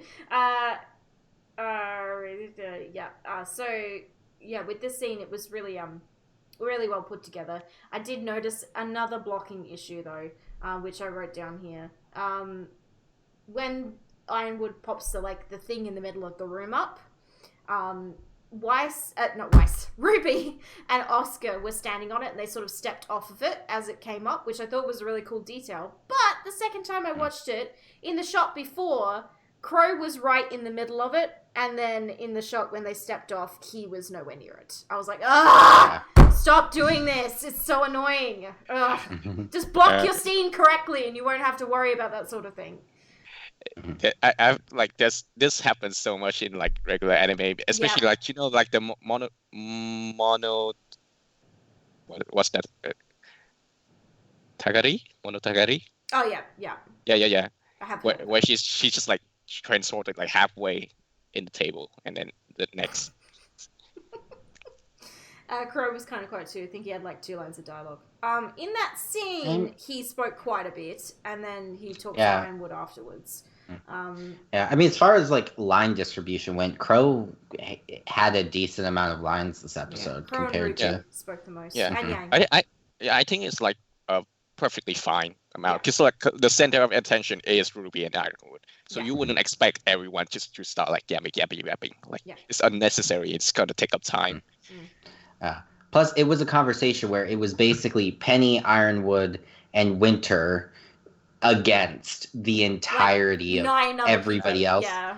So it's like, of course, those other 3 are going to have more lines, whereas the others like get to ask like one question. Then it's like, and I'm done speaking for the episode. Yeah. Jean and Ren are the only ones who had no lines in that scene, and Jean didn't speak the entire episode. I don't think so. I think he spoke at the very end. Yeah. Oh, but like that scene. When Ironwood stood in the middle and then Weiss and Penny like stood each on the side with their arms behind their backs, is there some like Ironwood and his power babes or something like that? Well, I saw a really interesting thing about that scene where Penny is standing on the side of Ironwood's body that's covered in robot parts, and then Winter is on his human side, and yet in a weird way, they also mirror how Penny is the more human person, whereas Winter's quite cold. And I saw a really interesting thing about the dichotomies that were happening there. That was really interesting. Dichotomies, good word. Thank you. The other thing I mentioned here is that I would please shave. That needs to happen. I don't mind the beard. It's so scraggly. It needs a little bit of trimming, maybe. It needs grooming, a little bit of cleanup. please. Listen, it fits the Iron Daddy aesthetic, though. Listen, treat yourself, please. Trim your beard. No, just comb back the hair, and he looks homeless. Fine. He does look a little homeless. Ugh, goodness me. Just groom yourself, please, Ironwood. Just take a day to just... No, just shave the beard, but keep the mustache. Oh god. He looked like Jacques then. That's my Yuck. I think everyone in Alice should have a mustache. No, only bad guys are allowed to have mustaches, Bach. That's true. Hey. Who has a mustache that doesn't? Juan Ock. Juan. Oh, how could we forget about Juan? God. Port. Yeah. Okay. Sure. Port's ambiguous. I kind of want, which reminds me, I kind of want a scene like that, like like when Buzz in Toy Story, when Buzz he has like a Spanish mode. I want Penny to have it. I want Penny to have a Spanish mode as well. Oh my god, please. Yes. She just starts speaking Spanish. Please. Oh, that would be amazing. I like that Ironwood chuckles when Ruby's like, oh, okay, yeah, it was stolen. And he's just like chuckling to himself. Yeah, he's sitting there smirking. Like, he's like, these crazy people. Mm-hmm. The audacity of these children. He literally doesn't care. He's like, oh, well, they got here, whatever. And then Winter's like, what were you thinking? I like that, though. I really like that type of supposed to be serious character, but let things slide. Yeah. That's why I like Ironwood. And then it's the vice captain is always the serious one. Yeah. He doesn't care because he's like, oh well, whatever. Who cares if they stole a ship? They needed to get here. They got here. What does it matter? But yeah, Winter. I like Winter here. The way she like lashes out. She's like, how irresponsible! You know, you could have been shot down. You could have been killed. All this sort of stuff. Yeah. And like the way her sort of concern for her sister comes out in her just like berating her for being stupid. Yeah. It's such a classic like anime combination concept. Even in like high school anime, you always see like the council president being like the one like laid back, and then the vice president is like the one serious and taking care of all the matters. Yeah, exactly. And but then Weiss like running up and hugging her and being like, I'm sorry I made you worry, because she knows that underneath Winter going off is because she was worried about her sister, and she's like, what were you doing? You could have been killed. And like the way Winter responds to that with like, I suppose I understand. But she's like, oh, this is affection. Like, and Winter is probably like, you smell bad. Yeah. Your dress smells like you got impaled at some stage. Oh God. And Winter doesn't know about that either. And I saw a meme on Twitter the other day of that scene, and then Weiss being like, also I got impaled, and Winter's face just being like, excuse me. Let's not mention that to Winter. Question for Bach. Is there a RWBY character that is a favorite of yours to draw? Also, is there a RWBY character that you haven't drawn much of but would like to draw more of? My favorite character to draw is Neil, Yes. and then Yang. Yeah, I basically only draw those two like on a regular basis. Mm-hmm. I definitely want to draw more Blake. Like I haven't drawn a lot of Blakes at all.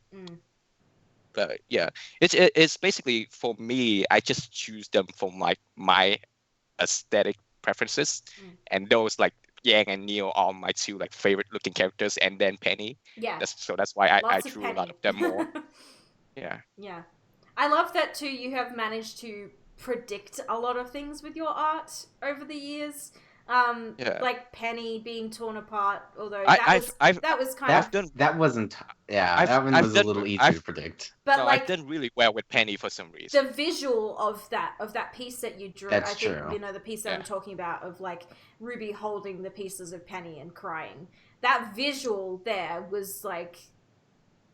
basically with Penny reflected, like looking in the camera. Basically reflected the emotions in the episode a week before it actually happened, and I was like, "How did you do that?" Like we all knew it was going to happen, but just the way the sort of style that you drew that in, I was like, that is basically what it looked like. Like when I watched that episode, because I didn't watch the episode yet. I just saw the comments like, oh, holy shit, like how'd you get so close? And then I watched the episode and like, damn, like I'm good. Yeah. There was another one. I'm still finger crossed for the painting art that I just did though for this volume. There was another one that you did prefacing the Blake and Yang versus Adam fight as well. I'm not sure if you drew that one before or after. No, that's after the episode. That's after the episode. Yeah, there was another one that you drew sort of a week ahead of time. I can't remember what it was now. It was a while ago, a couple of years ago, I think. And I was like, how did he do that? Like, how did he know? I'm like, clearly he knows things that we don't, but you don't. You just, let me just say that I don't know anything about it. Like, you don't know anything. Just like let's just like let it all out here. I don't know anything about RWBY. I don't work on anything on RWBY. I just work on Genlock, and in the process of Genlock, I didn't have any information on RWBY at all. No. So like, no. Yeah. I secretly do though. Bach's opinions are not endorsed by Rooster Teeth. Disclaimer. I had soft schnees written here, which Jesus is coming to Remnant. The Qrow and Tyrion one, possibly. I don't know. There's been so many that I've been like, wow, that's basically just exactly what it looks like. But yeah, I love the interpretations you have in your art. I adore the Blake and Adam versus Yang one. I really love the one of Yang holding Adam's sword and just like crushing it in her hand. That's one of my favorite ones. If it's not too rude to ask, do you plan to do a Grim Summer and Pyrrha in the future for your Grimverse? Good question. That there's already a Grim Pyrrha, like Yeah, I way thought there way was. like Yeah. like way back. But yeah, I'm probably gonna redesign her. Grim Summer though, Summer kind of looks like Ruby, so Yeah. I don't really know how to make her that different. I mean, like I probably can figure something out, but like, yeah, there's so much other characters that need screaming, still need screaming.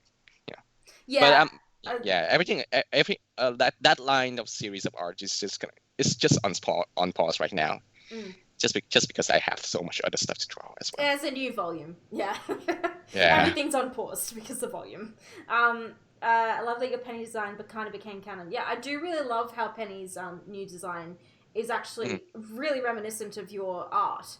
No, it makes, but now it makes sense, right? Like, yeah, like it's 2.0, but then it gonna looks like that in 3.0. Yeah, Like exactly. It's yeah. her hair just gonna grow longer for some reason. I don't know. She get extension.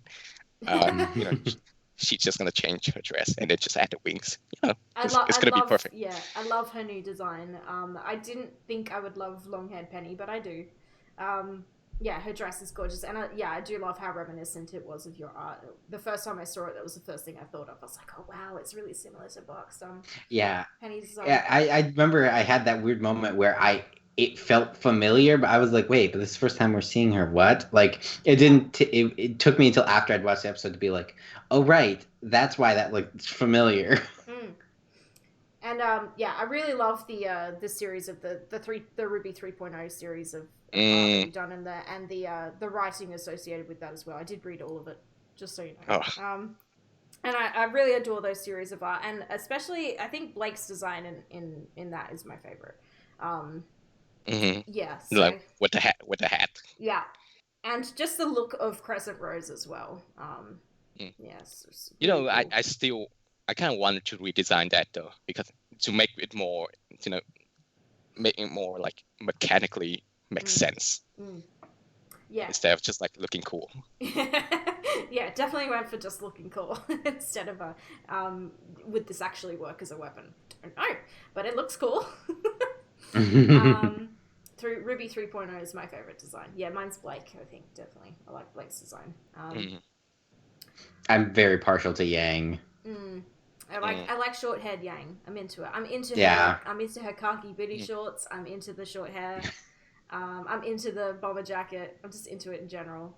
I love the art of Yang of that 3.0 Yang in the foreground with the giant. I call it the mouth grim in the background because I don't know if it has a name, but yeah, I adore that with him like just out of focus in the background, and it's just Yang like, I'm gonna kick your ass. You hurt my sister. Like, yeah, I adore the narrative that goes along with all of that art, and how dark some of it is too. I love your dark art. I'm like, I see it and I'm like, that is terrible, but I love this. Like, you are a bad human. Yeah, my sister is actually like, she's a more casual fan of RWBY. And I was talking about that we were going to be having you on the podcast. She's like, I don't know if I've seen any of his art, and I was like, yes, you've seen it. And, yes, you have. And then I showed her some examples, and she's like, oh, I've seen that one and that one and that one and that one, and oh wow, I've seen so much of this. And I was like, yeah, you have. Yeah. Anytime somebody's like, I don't know if I've seen that, yes, you have. Literally everyone has seen it. You love seeing the cosplays of 3.0. Yeah, people cosplay your art. How crazy is that? I know, right? It's so cool. It looks incredible. There was a group of 4 girls who cosplayed as RWBY 3.0. Yeah. It just looked incredible. Yeah. Since there's been quite a few like tries at that. Yeah. It all looks amazing. Like one of the latest one is Pyrrha 3.0, and that looks bloody amazing because she did all the guns and like all the capes and everything. Yeah, they're so talented, very talented people. Yeah. I couldn't do that for sure. But yeah, yes, you have considered it. Larissa, you got to do the rest of your 15 million cosplays you have planned first. But yeah, so yeah, getting back to the scene, I really loved the score that played when Weiss hugged Winter. How it went from that like sort of crescendo-y, sort of like Weiss's theme when Winter was like shouting at her, and then it went a bit soft. So really nice sort of piece of Weiss's score in there. The Yang cosplayer with the bike, yeah, she looked incredible. And Qrow's voice was a big point in this one that I'm like, well, wow, even between chapter 1 and chapter 2 has he gotten a lot better. Really at points I was like, yeah, I don't hear a difference, it's the same. You talking about like Qrow? Yeah, the Qrow's voice actor. Yeah, I honestly, it's the only difference I can see is that he has a slightly less husky voice. Yeah. Other than that, I found it to be almost nearly identical, which is like which is perfect, which is like perfect for me. Yeah, that was why I'd heard some of Jason's stuff before this when they announced him as the new Qrow. I was like, yeah, he'll be fine. Yeah.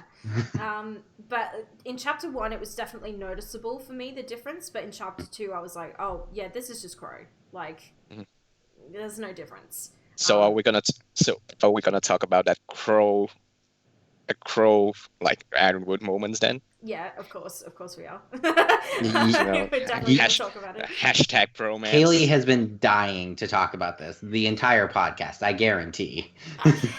Okay, so listen. I am so confused. I don't know how to feel because last week I was going off about how much I ship Qrow with what's his name? Clover. Because Qrow's bad luck, Clover's good luck, and like there's this cool contrast here, and they're both really attractive, and like I'm into it. And I've never ever shipped IronQrow. I wasn't into that ship. I was like, I don't see it. That doesn't work for me. And then this hug happened, and now I'm confused, and I don't know how to feel. I know. One hug changes everything. I know. Because I didn't really see it either. I was like, oh, they hate each other. What is this? What's this ship about? And then they hugged each other, and I was like, and it was so tender and so emotional hug. And so gay. It was so gay, and I was like, what is happening? No, it's such a genuine like. Yeah, it was partnership between them. Like you see how much Ironwood kind of needs that emotional like partner support behind. Because like who knows how long he has been like just locked away in that tower, just like dealing with shit, instead of like seeing like Ozpin and Glinda. Yeah, and, like, never seeing anybody he trusted before, any of his friends, not knowing what had happened to them, how they were, and then to finally be able to see Qrow and be like, oh my gosh, a friend, somebody I can trust. Did Ironwood study with them, like Glinda and Qrow back then? No, I don't think so because they said he was like the newest addition to their inner circle. Oh, yeah. So I think that he's slightly younger than everybody else there. Possibly, yes. Because I think that the others are probably in their 40s, and he's probably like late 30s, maybe early 40s. But I think he's a little younger than the rest of that group. I wouldn't have thought Qrow to be the youngest of the group, though. No. I think Qrow's a bit older than Ironwood, yeah, I think. But, this moment just threw me off completely because I was like, I was not expecting it, first of all, from Ironwood. It was really cute, and then I was like, why is this so gay? Like, I can't handle this. And I don't know how to feel about it because I'm like, now I think maybe I ship Ironwood and Qrow together, but now I'm like, should I? This is a bad idea. This is gonna, no. So do Ironwood know all of Team Stark? Like, does he know like Raven and Diane and then? I'm sure he does. Like, Well, I don't know, because again, he was the newest addition to the inner circle. Like, we don't know when he became, because like, it must have been when he took over leading Atlas Academy as headmaster. Possibly. But we don't know when that was. Like, was that 10 years ago? Was that 5 years ago? Was that 3 years ago? Like, so. But he could possibly know of Team Stark. I'm sure that it would have come up in conversation at some point. But yeah, it's just a question of how much he knows. But yeah, now I'm madly shipping them together, and I'm not sure how I feel about it. So, but for me, it's like that Arnold Schwarzenegger memes, like when he like just like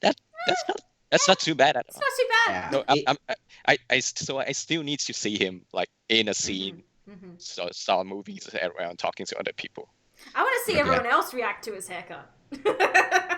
Yeah. I want to see him come out with the new hairdo and Ruby just laugh at him. That's what I want to see. I'm gonna miss the floof though. I'm like my messy haired boy. Yeah. He was outgrowing it though. But it does look better in the intro for sure. The concept art, I saw it and I had a very visceral, I hate this reaction to that. It's like it's banana head. I tweeted about it for a straight week about how much I hated it. I really hated it. Blake's haircut looked really good in the concept and really not good in the engine. Whereas Jean's went the other way. So, I'm not a fan of how flat Blake's bob cut is. It really needed more volume to it. Yeah. It just doesn't look right. It looks like somebody else's hair has been put on her head. It's really odd. Yeah. But you know what though? I kind of missed the original color scheme of Team RWBY. Like RWBY being just like black and red. You know, that's very high contrast. Like, and then White is white, and then Blake is like black and white, and Yang is just like almost like near yellow. I especially miss RWBY because RWBY original design is such a good one. It's so striking. It almost kind of reminds me of how in Nier Automata, like 2B. Yeah. Her design just used like 3 colors, but it's just like the placement of colors, like the intricate way of placing them that just make her pops in like so striking. Yeah. They used to be very high contrast in their color schemes, and now they're a bit more muted. Weiss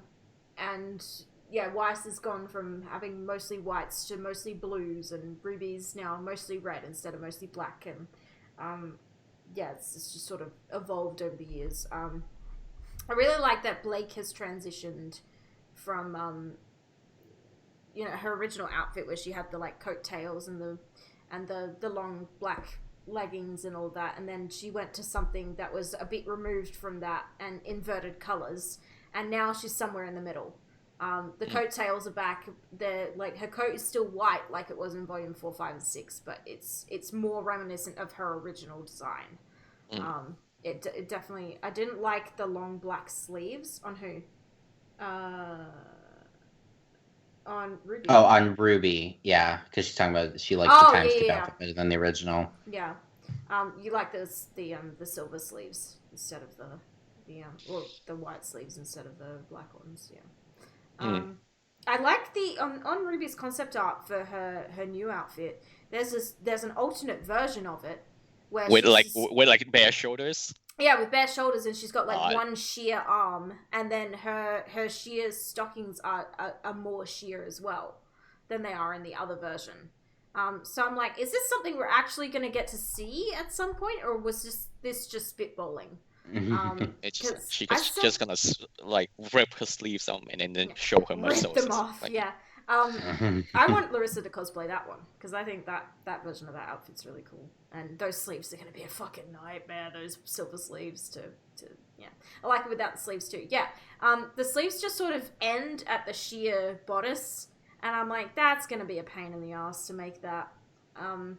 Maybe in volume 8. I don't know. I don't know if it's just spitballing or if it's something that they're actually planning on showing in the actual volume. I don't know. Maybe. We'll see. Maybe. Possibly. So we keep derailing ourselves. We're getting way off topic. Cory, did you have anything there that we haven't gone over? Well, I mean, we kind of went... Oh, we didn't... Well, I mean, I guess we kind of talked about Ironwood and everything with Oz.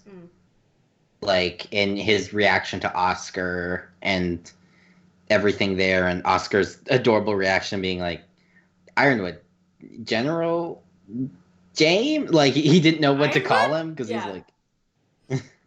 Thank you, sir. General Ironwood? What's your name? Yeah, that was... It's kind of awkward because Oscar's just like has no idea who this is. Has never met him before. But I was like, oh my god, Oz, you're here. Hello, hi. Mhm. Hello. I'm not gonna even bother introducing myself because I'm a rude bitch.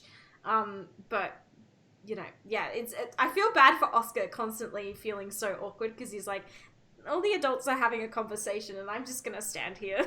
Like, I don't know who any of these people are. I'm feeling anxious right now. But yeah, and like constantly feeling like he's, the center of attention, but it's not because of him, it's because of Oz. So Yeah. I feel bad for him. Poor kid. Mm-hmm. Anyone want to talk about the guardrail coming up and killing a car? We'll get to that. Yeah.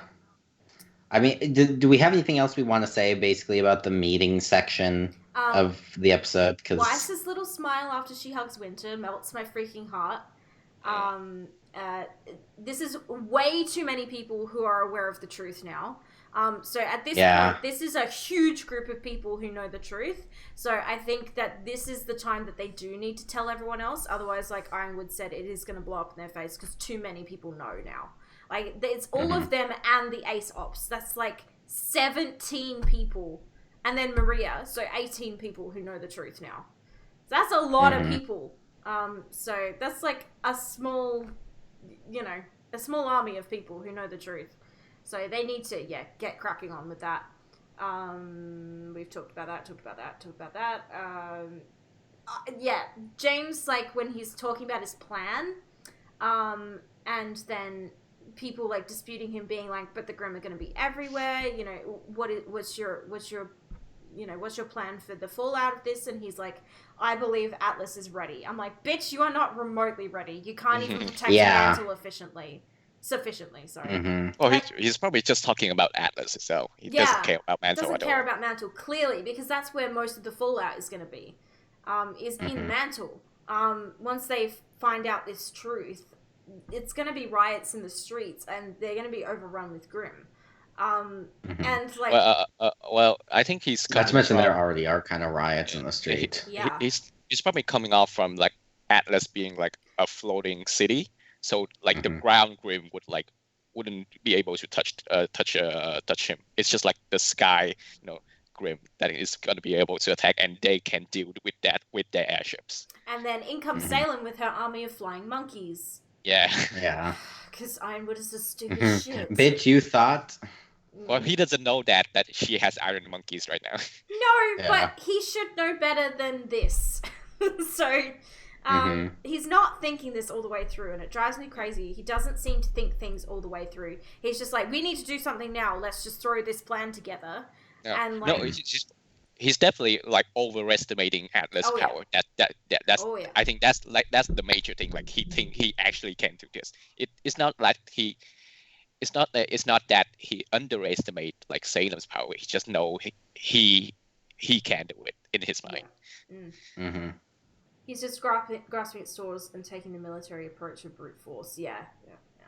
I mean, but this is the fall of Beacon all over again. Is he was like, the Atlas military will protect the people of Vale, and they didn't. Sorry. Yeah, like it's kind of, that's my one of my big gripes with this plan is I'm like, you really learned nothing from that. Like Oz was like, you don't want to show a big military force because it freaks people out, and then he's like, let's freak the people out. Like. No, let's not. No.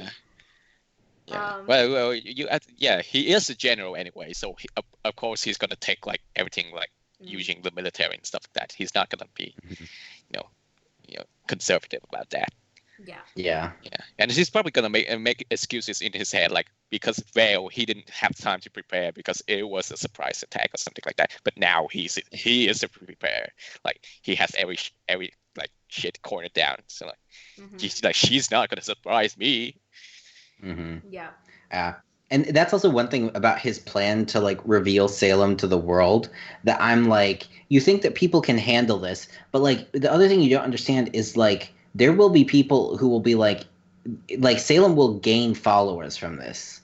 Like there will be people out there who will be like, someone controls the Grimm, we must worship her and beg her for mercy. Exactly.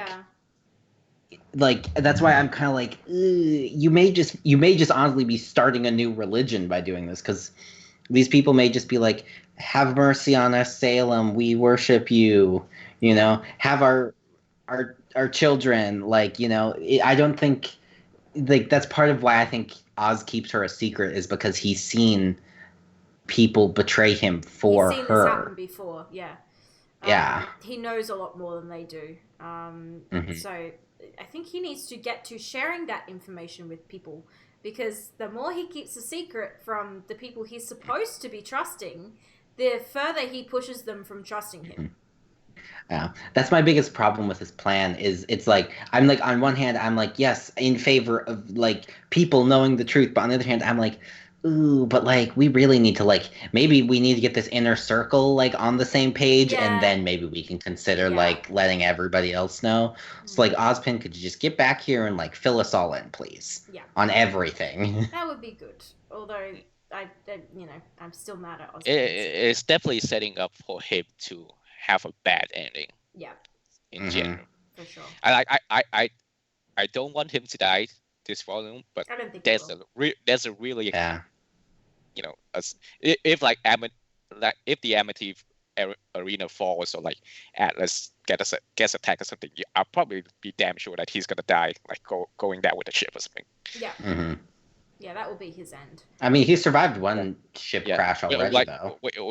We had like a close call with Menagerie and like Blake's family like already. So yeah, the killing hammer is gonna be brought out again. Yep. When Ruby lies to him about Oz, do we think that Ironwood believed her or not? I kind of think so, but I kind of don't. I think he did because I think he thinks Ruby's a trustworthy person. And he doesn't know that they have any reason to lie to him. But I think he's a little skeptical. Yeah, because that look that guard gave when they were in the elevator about like we need to be careful what we tell him, like that's gonna get back to Ironwood. Yeah. If he doesn't already know, like Ironwood's gonna know that like they're keeping something from me. Yeah, and like but that's partially why I think he gave her back the lamp, because I think it was kind of his way of like extending. I am giving you my trust. Yeah, trust. And I think he's hoping that like I'm giving you my trust so you can maybe return it. Like, so I don't think he totally trusts her, but I think he trusts her enough. Yeah. Or he's willing to at least take a risk on her. Because, you know, I mean, because for the most part, Ruby is trustworthy. She's just wary of him for good reason. Yeah. And just the way that he says, you know, his line after that, he's like, Oz told us that too once upon a time. I'm like, oh, I'm not really sure he believed her. So it just makes me go, I think he is aware that they're not telling him everything, but he's not going to push it for the time being. Yeah. Yeah, so I don't know. I think he trusts her and he believes Ruby. But yeah, he's not stupid. He's going to realize that they're not telling him everything. Ironwood will send spies or bug their dorms to watch and listen to what they do and say. Now, that would be something. Yeah. There was actually a theory going around about the IronQrow hug that he was planting a bug on Qrow. Was what he was doing. That would throw my shipping right out the window. But the only reason I'm like about that is because it's changing outfits. It's not a spaceship. No. But yeah, that's an interesting theory and one I've not heard before. But yeah, you just mentioned Crow's literally about to change outfits, so that wouldn't necessarily work. Yeah, wouldn't. That's why I like to believe. You know what? No, that was a tender gay moment between those two. Like, that was a homosexual moment, and you will not take this away from me. Blake getting all embarrassed when he like pulls up the security footage of her weapon. She's like, my weapon's just broken. That's really embarrassing. I'm like, that is adorable. And like the way that she looks at Yang when she's like, oh wait, yeah, brings me a question: is Yang gonna get like the other Ember Silica back? No, she's getting like an upgrade to her arm.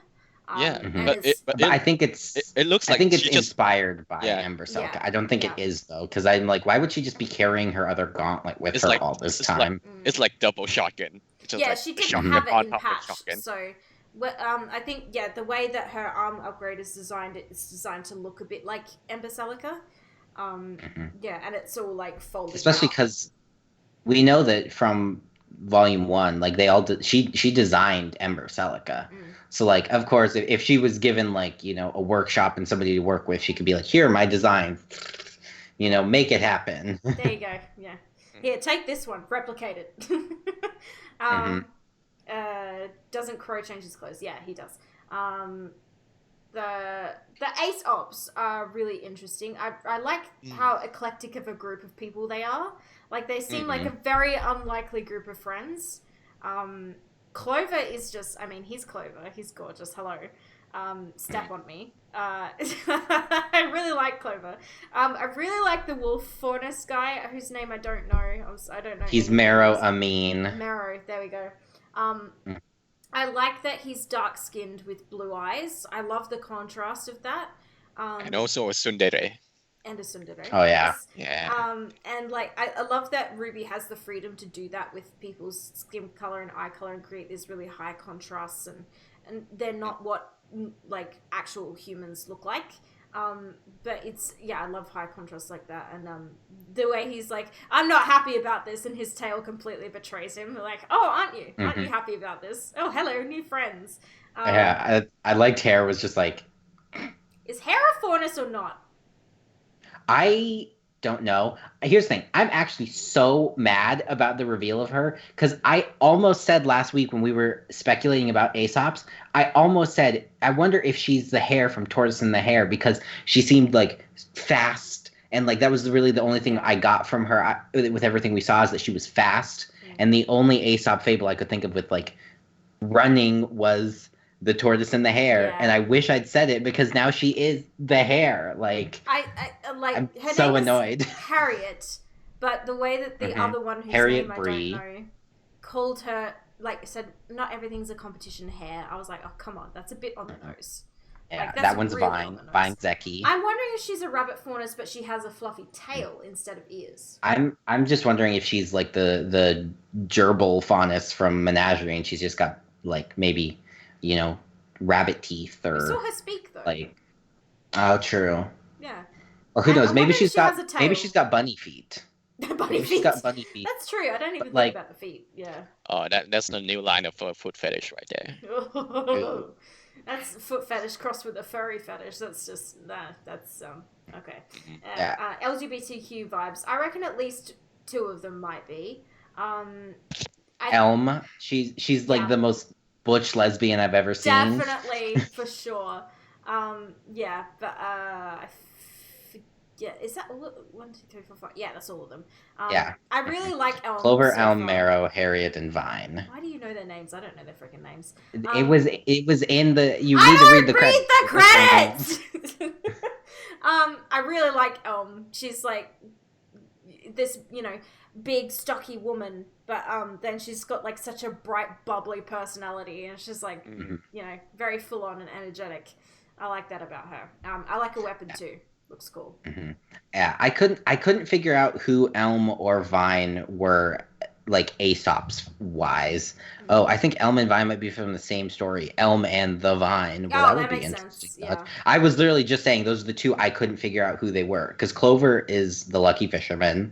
That's really obvious. I think Marrow's the boy who cried wolf, just because like he's a wolf, and then like he was telling that story when they were walking out that they didn't all seem to totally believe.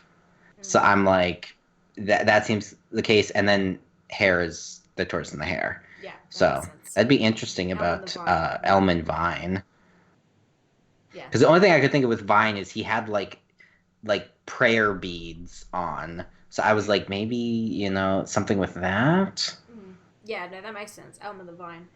Okay, I'll have to brush up on my Aesop's fables, because I'm not familiar with Elm and the Vine at all, or the Lucky Fisherman. So Yeah, it's the same. Mm. Dawn said Mary is from the dog's reflection or something. Okay. Oh. I haven't heard of that one either. So yeah, after let's look here. Oh, okay. So at the end of the scene where Penny's like walking Team RWBY through Atlas Academy, she says I've seen a few people kick up a stink about her saying that like Atlas Academy is the most well-funded academy, so everybody like every team gets their own room. And they're like, what do you mean? That's the same at Beacon. She didn't say team. She said teen, as in teenager. Mm-hmm. And I heard that the first time I saw it. I was like, every teen. Okay, so every student gets their own room. But then people were saying she said team. No, look at the subtitles. She said teen. Yeah. I didn't believe it until I turned on the subtitles on the episode as well, and I was like, oh, the subtitles say teen. I don't know why because I had this it that way. I had this discussion with you when we were talking about it too, because I was like, why wouldn't they just say student? Why wouldn't they say student? Because not all of the students are teenagers huntsman either. Or huntress or they're like 21 when they graduate. So Kim did clear that up. It's supposed to be team. Oh, really? Where? Source, or it didn't happen. Well, the subtitles say teen, so... And that's what I heard the first time I saw the scene. I was like, she said teen. I heard teen. Like teen. But does it really matter? Like, yeah, sure. No, it doesn't, but... You know, like, Penny is a robot. She's probably just, like, walking along and just spouting random information, Yeah. But people were saying, oh, well, so does Beacon. All the teams get their own rooms there, too. But I think she means every individual student. Taylor, Reach, you spelled remnant wrong, just so you were aware in your tweet. You wrote remnant. Remnant. It's Iron we're getting an excuse to force Qrow to stay with him since they aren't teenagers.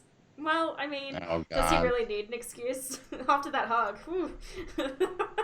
I saw a really funny post on Tumblr that was like, yeah, I know everybody's talking about Qrow's beard right now, but I really miss his old beard, and it was a picture of him and Glinda.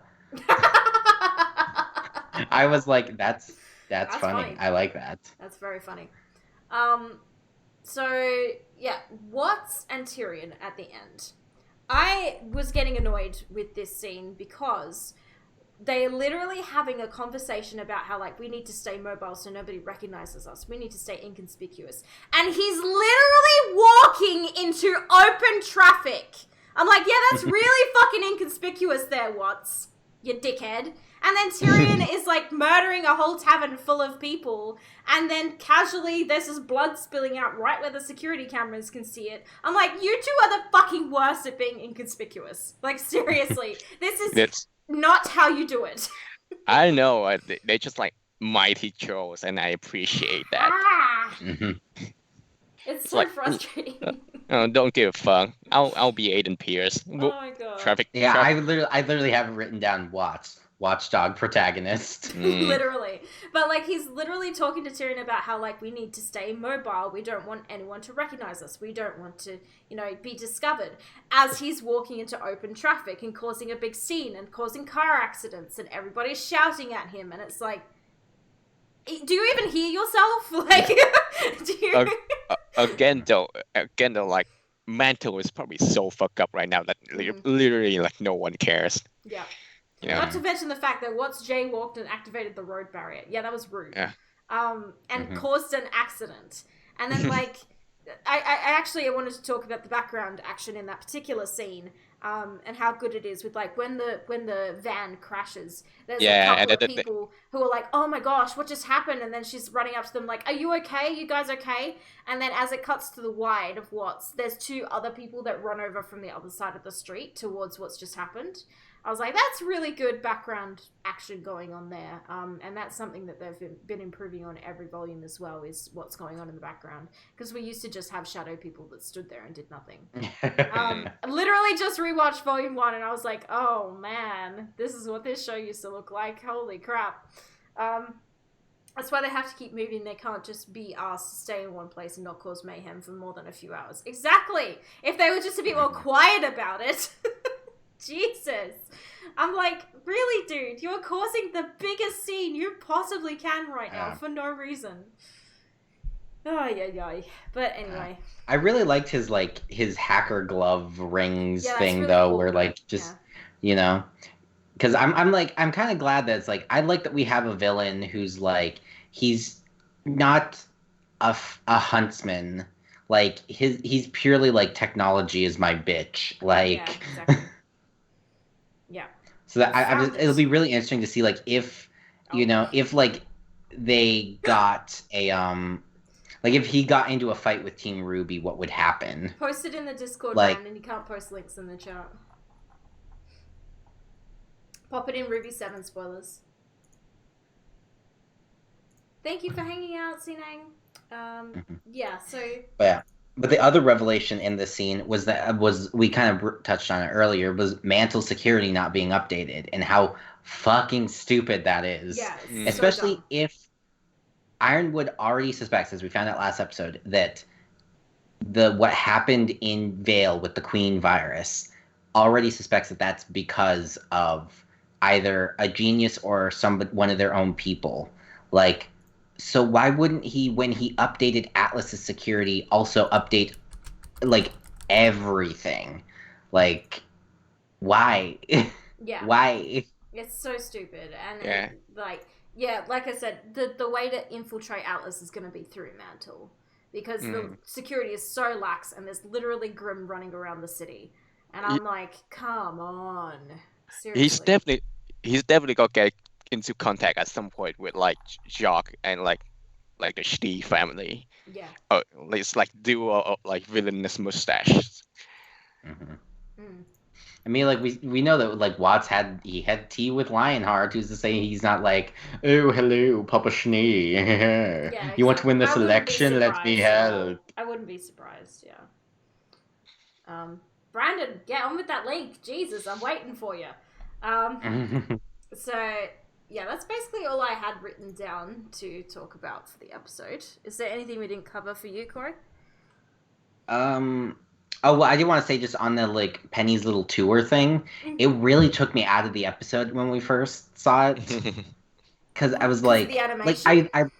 because the animation. Like I like the I like that they're doing more stylized things in more like anime kind of stereotypes in the episodes. But like when it first happened, I was like, oh boy, this is very different from everything else we just saw. Yeah. You need to watch like when they skip to like the next room, and then I realized that that's what they're doing now. It's not just like bad animation or something. Yeah.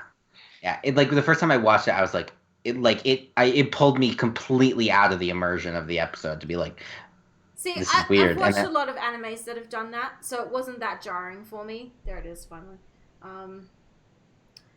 It's team. I don't want this getting to Laurel Yanny levels. I disagree. I still think she said teen, and the subtitles say teen. So I'm gonna go with what the subtitles say. Like, thank you. Until they update them if it is wrong. But I mean, but this is an official source within Rooster Teeth, so Kim doesn't work at Rooster Teeth anymore. Yes, she does. Didn't she leave, like, literally recently? Well, but she was... Kim Newman. Oh, yeah, she's former lead animator on RWBY 7. Yeah, she left, it doesn't mean she didn't... ago. But it doesn't mean maybe this was one of her last scenes she worked on. I don't know, but... I'm still gonna go with what the fucking subtitles say. Because it doesn't make sense for RWBY to be like, oh, every team here gets their own room, when literally every other academy does that. That doesn't make sense. It makes, like, it annoys me that they worded it that way, though. Why don't they just say student, if that's what they meant? Because also, like, not all of the students are teenagers. Half of them are adults. Well, that's why I think it says team. No, I disagree. Like, we'll find out next episode. We will find out next episode. Listen, that's also, like, I also say because she said it'll be just, like, beacons, that's more evidence towards team. I'm just... But it's stupid! Teen doesn't make less sense though, because why would she point it out like it's a big feature that only Atlas does when literally every other academy?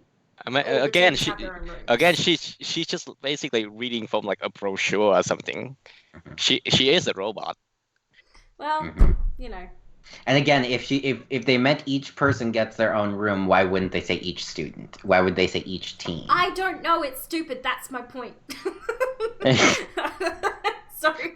We will agree to disagree. Fine. We'll find out next week. Maybe Penny didn't know about the dorms at Beacon. She went to Beacon. I don't think that she stayed in the dorms during the exchange like everybody else did.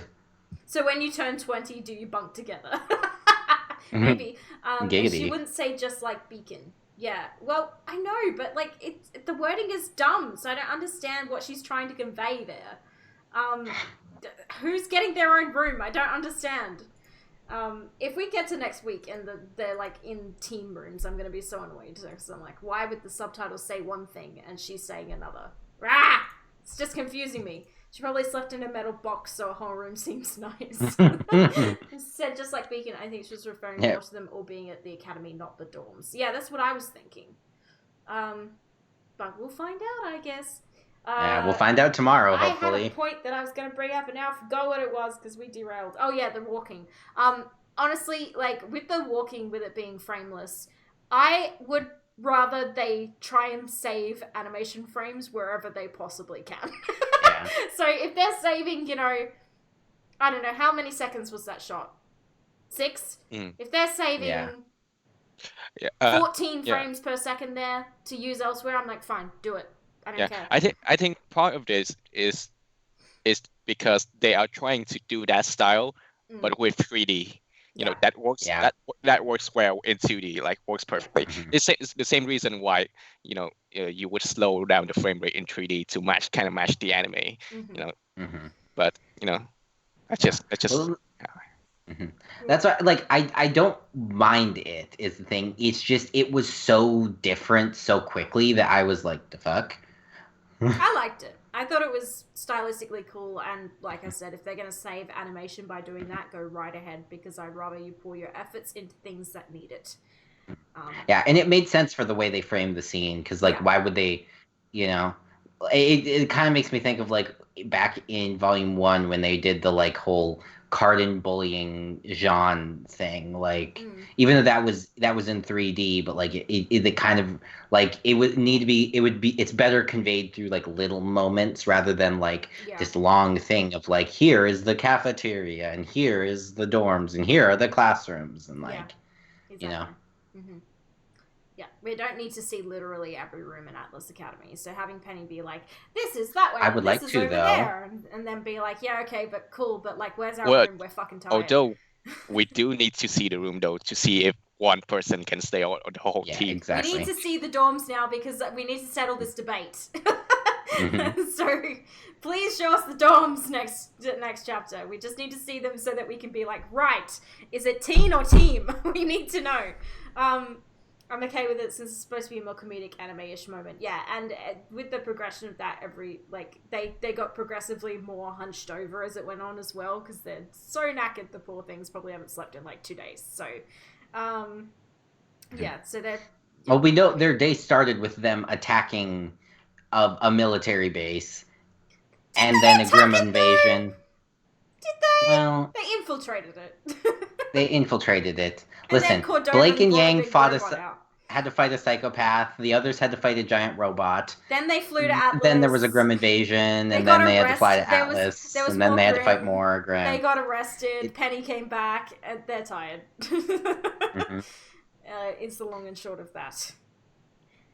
Yeah. You also have to remember, like, Oscar survived a plane crash in this time. Like, there's a lot's happened to these poor children. Also, Maria's just casually chilling down on Mantle by herself now, so that's going to be interesting. She's hanging with her boyfriend. Yeah, her boyfriend, yeah. I wonder, like, is Tai Yang just going to be staying at his house flipping eggs? When is Tai Yang going to put his foot in this? Like, seriously, when is he going to show up? Because at this point, he's sitting at home watering his fucking sunflowers, not lifting a goddamn finger. And I'm like... Ugh. I wouldn't be surprised if he is doing something in the background right now. Probably like fighting Raven or something. I mean, he's with Glinda, Oobleck and Port. trying to stabilize Vale. Like, Vale needs all the help they can get. I'm like, are you really going to go back to Signal and just teach while your daughters are out there fighting literally the biggest fight in the world? Please tell me you're not doing that. Father of the year, No, I don't think he's doing that. Yeah, it's either he's doing his business to protect Val right now with all the other, the teachers and stuff like that, or he is on his way to like find Raven or something like that. Mm-hmm. From the thing posted on the RWBY Twitter, it seems like once they get to their rooms, they'll find their weapons already changed. That is not enough time. So that's not, no. I reckon it's gonna be the following day, they're gonna have, new stuff ready for them. Yeah. It's literally not even been 20 minutes, probably, from leaving exactly. office to getting up to their rooms. After Team Stark backstory, maybe Raven will portal to Qrow Yang, and we could get a Stark reunion. Except for still don't think... I don't think Raven stayed with Ty. I really don't. She didn't. She just used him as a scapegoat. We've talked about this before. Yeah, I don't think that, like, Ty and Raven are, like, on their second marriage now. Like, I think she was just like, my bitch. They would kill each other. But, yeah, no, she definitely just used him as a scapegoat because he was the only person who wasn't there that she could portal to. So... Mm-hmm. That was why she went to him. There's no other special reason. Stop reading into shit that isn't there. But yeah, I think we've pretty much covered everything here, and we've been going for over 2 hours, so we should try and wrap this up. If anybody has any more questions, feel free to drop them in the chat now before we wrap. I'm going to say thank you to Bach so much for joining us and discussing Chapter 2 with us. It's been great having you. My pleasure. Awesome. I don't really see the point of that, really. Yeah. No, we all know Raven wanted that booty call joke. Okay.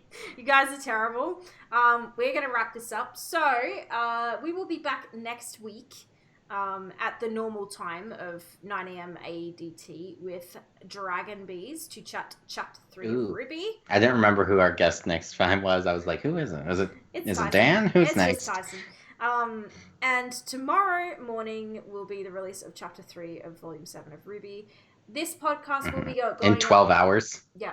This podcast will be going up around this time tomorrow on my YouTube channel.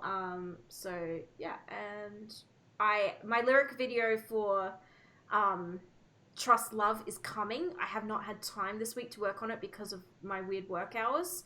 So I'm going to attempt to get it done either today or tomorrow and get that uploaded and get it unblocked.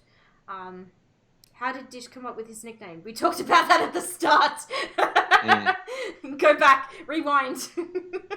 Just Tyson. Yeah, it's just Tyson. Okay, well, we're going to wrap this up now, guys. Thank you so much, everybody who has joined us. It's so great to see so many of you here and getting engaged in the conversation.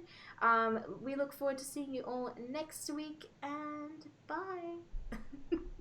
Bye-bye. Goodbye.